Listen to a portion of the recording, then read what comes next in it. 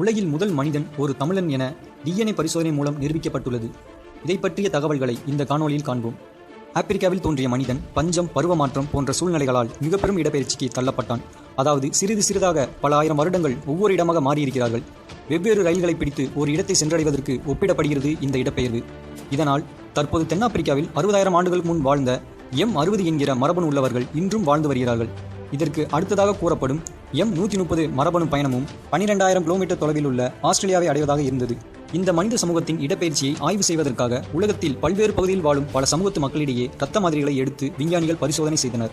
அதில் Australia, India, Indonesia போன்ற நாடுகளில் வாழக்கூடிய பல பழங்குடியினரின் இரத்த மாதிரிகளை எடுத்து சோதனை செய்து பார்த்தனர். அப்போது ஆப்பிரிக்காவில் பல்லாயிரம் வருடங்களுக்கு முன் வாழ்ந்த ஆதி மனிதனின் மரபணுக்கள் இன்றும் பல பழங்குடி மக்களின் இரத்தத்தில் இருப்பது தெரிய வந்தது. அதன் அடிப்படையில் தென்னிந்தியாவில் குறிப்பாக தமிழகத்தில் உள்ள பல மக்களின் இரத்த மாதிரிகளும் சேகரிக்கப்பட்டன.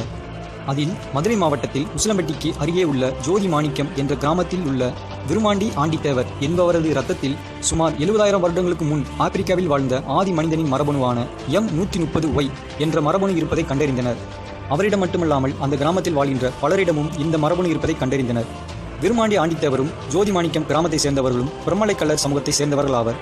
அதனால் பல பிரம்மலை கள்ளர்களின் இரத்த மாதிரிகள் சேகரிக்கப்பட்டு அவர்களிடமும் சோதனை நடத்தப்பட்டது. இதன் மூலம் தற்போது பிரம்மலை கள்ளர்கள் என்ற அடையாளத்தை கொண்ட இம்மக்களின் மூதாதையர்களுக்கும் சுமார் 70,000 ஆண்டுகளுக்கு முன் வாழ்ந்த ஆப்பிரிக்க பழங்குடிகளுக்கும் தொடர்பு இருப்பது மிக தெளிவாக அறிய முடிகிறது. ஆண்டித்தேவர் தான் உலகில் முதல் மனிதனின் மரபணு கொண்ட தமிழன் என ஆய்வாளர்கள் தெரிவிக்கின்றனர்.